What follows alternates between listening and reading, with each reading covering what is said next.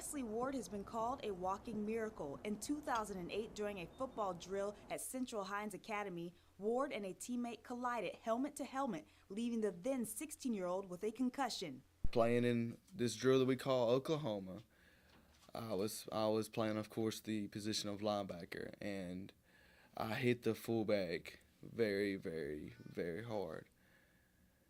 And when I hit him, a blood vessel bursted in my right side of my brain, which caused a blood clot to form, which caused my brain to eventually swell. Unaware of his injury, Ward kept hitting and eventually passed out. As my vision began to blur, my head began to throb.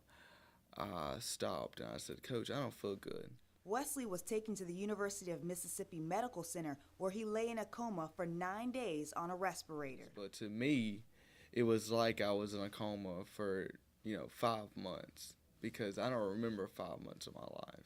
There's literally a gap in my life in my memory banks of 5 months. Doctors and nurses never thought he would survive. People that looked at me that night would have never have guessed that I've been doing this good right now. Several surgeries and rehabs later, Ward was able to walk again.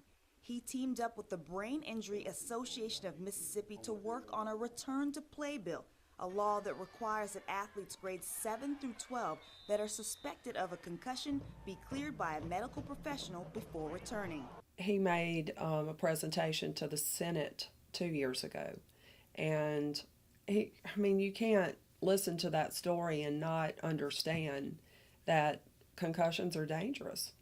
Thanks to Wesley's contributions, the bill was recently signed into law in Mississippi. Just like a feeling of complete satisfaction that everything that I've been working so hard for, even praying for, has finally come. Ward can't help but wonder if the law had been in effect when he was in high school, how it may have impacted his own circumstances.